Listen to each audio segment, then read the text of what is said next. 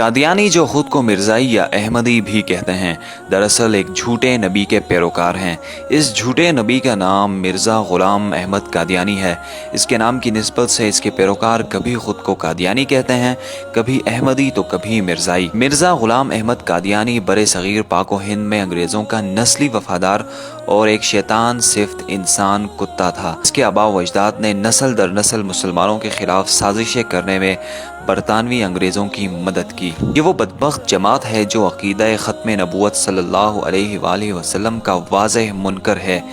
ताहम आज की इस वीडियो में हम आपको मुल्क पाकिस्तान के उस इलाके की हकीकत से आगाह करेंगे जो कि दुनिया भर में कादियानियों की अक्सरियत वाला इलाका या फिर उनके हेडक्वार्टर के नाम से जाना जाता है। तो आइए चलकर असलियत जानने की कोशिश करते हैं। फैसलाबाद और सरगोदा के तकरीबन दरमियान में वाक़े रबवा नामी शहर आज जिस जगह वजूद रखता है उसे ज़माने कदीम में जुग ढकियाँ कहा जाता था। उस वक्त ये मकाम गैर आबाद और वीरान हुआ करता था। तक़सीम हिंद के वक्त हज़ारों कादियानी पाकिस्तान आ गए और उन्होंने खेमा बस्ती के तौर पर इस इलाके को आबाद किया, जिसे इनके सरकर्दा अफराद कादियान दारुल अमान कहने लगे। ये भी एक तल्ख़ हकीकत है कि पाकिस्तान के पहले वज़ीर ख़ारजा सर ज़फ़रुल्लाह ख़ान भी अक़ीदे के एतबार से कादियानी थे, जिनकी सरतोड़ कोशिशों से इस इलाके में 1034 एकड़ ज़मीन खरीदी गई, जिसे कादियानियों के सरबराहों के हवाले किया गया। 1948 में इस जगह की खरीदारी के साथ इस जगह का नाम तब्दील करके रबवा रख दिया गया। 1948 में ही एक और पाबंदी भी आयद की गई कि कोई मुस्लिम इस इलाके में ज़मीन खरीद कर घर तामीर नहीं कर सकता। एक और अजीब अमर ये भी है कि इस इलाके के लोगों के लिए यहाँ एक कब्रिस्तान भी बनाया गया है, लेकिन इस कब्रिस्तान के हर कब्र पर लगी तख्ती पर एक इबारत देखने को मिलती है, यानी अमानतुन दफन। जब इस बात की तहकीक की गई तो मालूम हुआ कि कादियानी ये ख्याल करते हैं कि पाक व हिंद की तकसीम आर्जी है और जल्द ही इंडिया और पाकिस्तान एक रियासत में जुड़ जाएंगे और फिर ये लोग अपने मुर्दे निकाल कर कादियान ले जाएंगे। एक बात यहाँ बताते चलें कि कादियान इंडिया का एक बहुत बड़ा शहर है जहाँ कादियानियों के बाप दादा रिहाइश पजीर हुआ करते थे।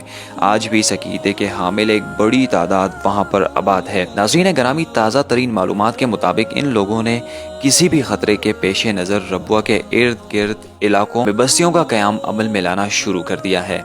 अहमद नगर के नाम से मंसूब किए जाने वाला इलाका भी इन काफिरों का एक गढ़ बन चुका है। अहमद नगर को मिर्ज़ा मसरूर अहमद के फार्म हाउस की वजह से भी जाना जाता है, जो कि उस दौर में मिर्ज़ा ग़ुलाम अहमद कादियानी की नुमाइंदगी करने में मसरूफ़ थे।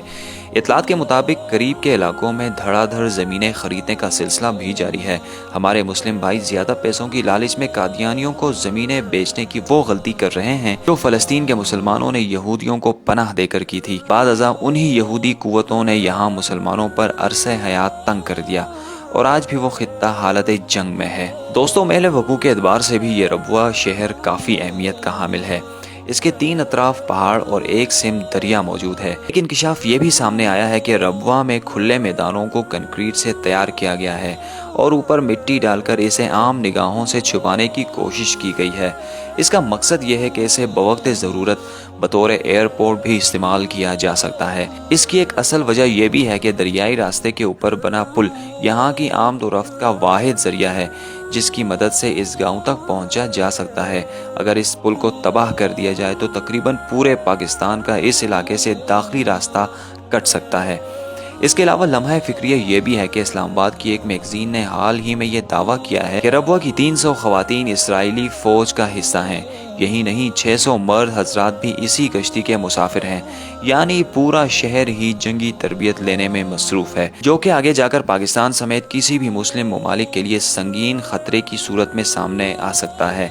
इसके अलावा गैर मुस्लिम ममालिक की इमदाद और फंडिंग भी किसी से ढकी छुपी बात नहीं, जो कि पाकिस्तान में उनकी तादाद को बढ़ाने के साथ साथ असर रसूख भी पैदा कर रही है। और ऐन मुमकिन है कि मुमलिकत खुदादाद पाकिस्तान में फ़लस्तीन और इसराइल जैसे हालात बर्पा हो जाएं। इसे कबल के वो वक्त आ पहुँचे पाकिस्तानियों को और मुस्लिम उम्मा को इन कादियानियों की तैयारियों से आगाह करना होगा। अल्लाह पाक इस्लाम को कायम और दायम रखे और मुल्क पाकिस्तान की हिफाजत करे। इसके साथ साथ हमारी अल्लाह से ये भी दुआ है कि अल्लाह पाक पाकिस्तान को इन कादियानियों से पाक करे।